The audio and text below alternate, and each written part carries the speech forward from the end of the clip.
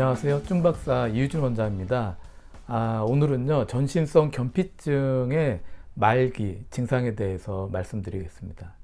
전신성 견피증 환자분이 오셨어요. 이제 부인이신데 남편하고 이제 같이 오신 거죠. 근데 이제 이분이 이제 발생한 지가 2년 되신 거예요. 그러니까 대학병원 가셔서 진단을 받으신 지 2년이 되신 거죠. 상담하다가 제가 이제 느낀 게 남편분이 제일 먼저 질문을 이제 하신 게 뭐였냐면 이해가 안 된다는 거예요. 이해가 너무 안 되신대요. 자기 부인이 의자에서 잘 못 일어난다는 거예요. 그리고 이제 간신히 일으켜 세워주면 걷는 걸 너무 잘 못한다는 거예요. 이해가 안 된대요. 왜 이러는지 이해가 안 된다는 거예요. 그래서 저는 되게 이상했어요. 그래서 저도 이제 남편분한테 물어봤죠. 아니, 선생님, 지금 사모님이 보세요. 자, 사모님 손가락 주먹 한번 보시고 펴보세요. 그러니까 이제 사모님이 이게 다 피부가 굳어 있으니까 잘 못 구부리는 거예요. 피는 것도 잘 못 하시는 거죠. 그리고 손목을 이제 구부려 보세요. 그랬더니 이제 구부렸다 폈다 하는 거가 잘 안 되는 거죠. 전신성 견피증이 피부가 면역 염증 반응 때문에 딱딱하게 굳어지니까 피부가 늘어났다 또 수축됐다 하면서 우리가 관절을 움직일 때 이게 피부가 같이 늘어나야 움직이는 건데 딱딱해지니까 이게 안 되는 거거든요. 그거를 사실은 남편분이 모르실 리가 없어요. 다들 또 인터넷을 보고 그러시기 때문에 어떤 병인지 다들 알고 계시거든요. 그래서 남편분한테 물어봤어요. 이거 알고 계시냐고. 알고 있다는 거예요. 부인이 주먹 목 쥐고 손목을 못 구부리는 거. 아니, 그러면 당연히 사모님이 이 무릎하고 발목의 관절 피부도 딱딱하게 이 자가면역 염증 때문에 딱딱해져서 구부렸다 폈다 잘 안 되시는 거 아실 거 아니에요. 그래서 제가 옆에 부인 보고 해보라 그랬어요. 무릎 한번 펴보세요. 그러니까 무릎이 다 잘 안 펴지시죠. 굳어 있으니까 무릎의 피부가. 그리고 구부리는 것도 잘 안 돼요. 그리고 발목도 구부렸다 펴보세요 한번 했더니 잘 못 하시는 거예요. 그건 남편분도 당연히 알고 있는 거거든요. 그래서 그러니까 남편분도 아시잖아요. 지금 보시는 것처럼 이게 무릎 관절, 발목 관절 잘 못 움직이니까 일어나시고 이렇게 걷는 거 잘 어려운 거 당연히 아시잖아요. 관절의 피부가 딱딱하게 경화가 됐으니까 면역 염증 때문에. 그래도 남편분이 난 그래도 이해가 안 된다는 거예요. 그래서 제가 남편분한테 아니, 그러시면 대학병원에서 진단 받으셨고 계속 주기적으로 다니시니까 이거 물어보셨냐고 그랬더니 이분이 거기서 답변을 했대요. 뭐라고 얘기를 들으셨어요? 그랬더니 염증이 너무 심해서 그런 거라 이렇게 얘기했다는 거예요. 더 이상의 설명은 없었다는 거예요. 아니, 그것도 맞는 얘기신 거죠. 이 면역 염증이 자가면역 질환이니까 면역 염증이 심해지니까 피부가 경화되고 딱딱해지는 게 더 범위가 넓어지면서 그 딱딱해지는 것 때문에 잘 못 움직이는 거니까 그것도 맞는 말인 거죠.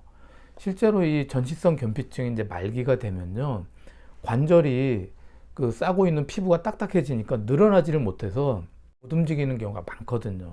뭐 손가락, 손목, 팔꿈치, 무릎, 발목, 이 얼굴에 턱관절도 있잖아요. 이런 것들이 잘 움직이지 못하거든요.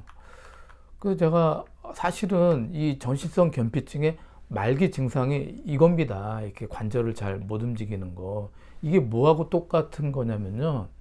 제가 고혈압 환자예요. 근데 제가 의사한테 이게 뭐냐고. 내가 왜 이렇게 혈압이 높게 나오냐고. 이 따지는 거하고 똑같은 거라고.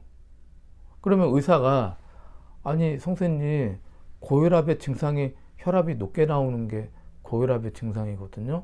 선생님이 고혈압이시니까 혈압이 높게 나오는 거예요. 이 고혈압이라는 병의 증상이에요. 라고 이야기할 수밖에 없는 것처럼 전신성 견피증이 말기가 되면 관절을 잘 못 움직이는 게 이 전신성 견피증 말기의 증상인 거예요. 이게 똑같은 겁니다.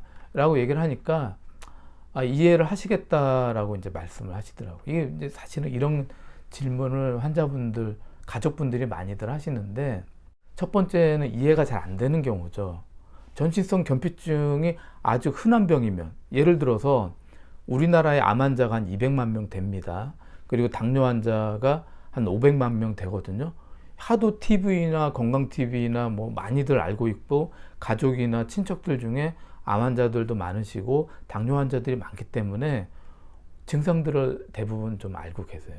그리고 말기가 되면 어떻게 된다는지 알고 계시고 합병증이 또 어떤 게 있다는 것들도 알고 계세요. 많이 들었고 경험이 좀 있으신 거죠. 근데 전신성 변비증 환자는 우리나라에 3,000명밖에 안 돼요. 드물다 보니까 질병명을 걸리기 전에는 다들 못 들어보세요. 걸리고 나서도 너무 생소한 거죠. 가족분들도 생소한 거예요. 그러다 보니까 그 병의 증상에 대해서 자체가 되게 생소한 거죠. 사실은 환자 본인도 생소해요. 이해가 안 되는 증상인 거죠. 이 전신성 변비증 진단받은 지 2년 되셨는데 이분이 3년 전에는 멀쩡하셨어요. 그러면 3년 전만 해도 전신성 변비증이 있다는 거를 본인도 몰랐고 가족들도 몰랐던 거죠.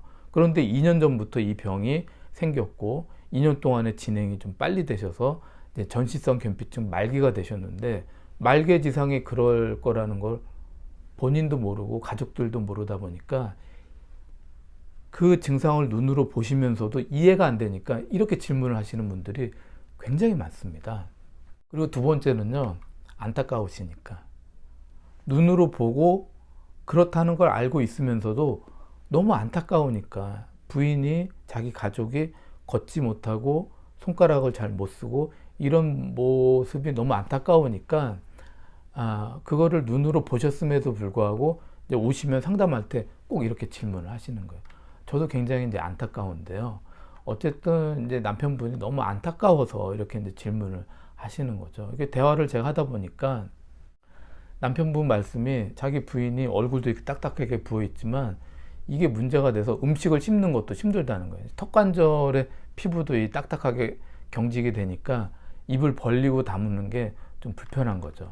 그래서 제가 음식 삼키는 거 어떠냐고 여쭤봤어요. 그랬더니 남편분 말씀이 이상하게 자기 부인이 그냥 이렇게 한식 같은 나물 같은 거 이런 거를 좀 먹었으면 좋겠는데 밀가루 음식 국수만 이렇게 먹는다는 거예요. 이것도 좀 문제되지 않냐 이렇게 물어보시는 거예요. 그래서 제가 부인한테 여쭤봤죠. 그러면 나물이나 뭐 김치 깍두기 씹어서 삼키시는 거 잘 되세요? 그러니까 어렵다는 거예요. 삼키기가 어렵다는 거예요. 그래서 결국에는 전신성 변비증이 말기가 되면은요, 이 식도의 점막도 딱딱하게 굳어지는 경우가 많이 있습니다. 그러다 보면 분절 운동을 통해서 음식을 이렇게 주물럭 하면서 위장으로 내려보내주는 그런 식도 근육에 운동이 잘 안 되다 보니까 음식을 딱딱한 걸 씹어서 넘기는 게 잘 안 되시는 경우예요. 그러다 보니까 이 전신성 변비증 말기에는 국물, 그 다음에 부드러운 그런 밀가루로 만들어진 국수, 이런 것들을 국물하고 같이 먹어야만 쉽게 넘기는 경우가 많아요. 그러니까 이 사모님은 식도 점막까지 전신성 변비증이 이미 진행이 좀 되신 거죠. 그래서 말씀드렸더니 이해를 좀 하시더라고요.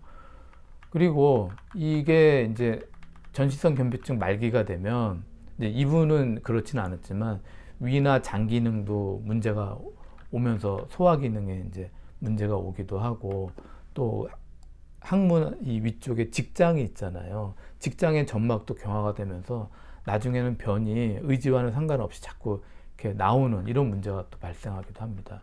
또는 이제 이분은 그러진 않으셨는데 폐 점막에도 경화가 오면서 숨을 들이마셔도 폐 안에서 그 산소를 빨아들여서 적혈구에 산소를 공급해주는 문제가 발생하는 이런 경우도 생기기도 합니다. 그래서 제가 이제 여쭤봤죠. 사모님은 계단 내려가고 올라가시는 거 어떠세요? 이렇게 여쭤봤더니 힘들다는 거예요.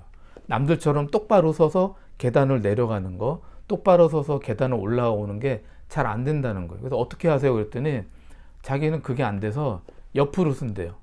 옆으로 서서 한 발 내려가고 또 한 발 내려, 이렇게 천천히 움직여야만 내려가고 올라갈 수 있다는 거죠. 전신성 변비증의 말기에는 이런 경우가 상당히 많이 있습니다.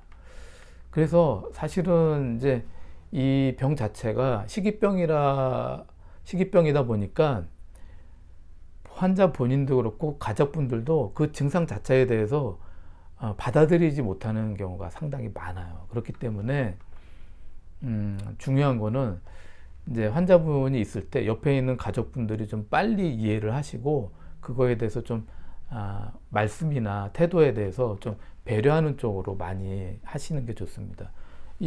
오셨던 이 두 분은요, 남편분이 상당히 이제 부인한테 굉장히 잘 해주시고 말씀을 잘 또 한마디라도 따뜻하게 해주시면서 굉장히 잘 대해주시는 편이셨어요, 사실은. 그래서 어떤 분들은 이해를 못하는 어떤 분들은 어떻게 말씀하시냐면, 아니 왜 못 먹어? 노력해봐. 아니 노력을 안 하니까 이게 못 삼키는 거지.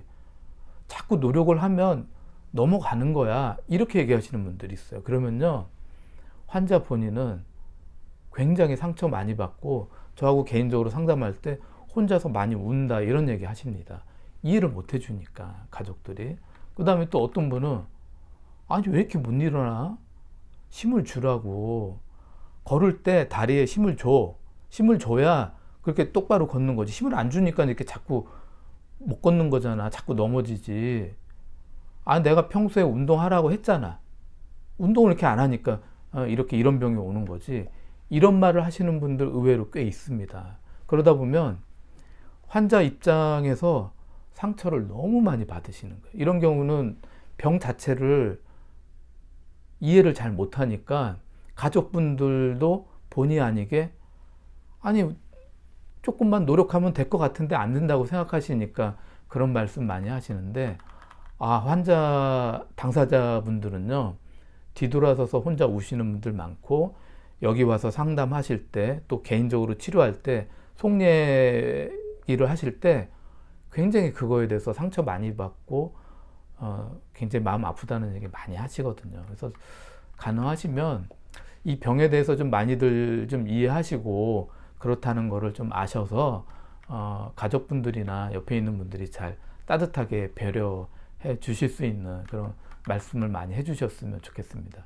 오늘은 전신성 변피증 말기의 증상에 대해서 말씀을 드렸습니다. 춘박사 이유준 원장이었습니다.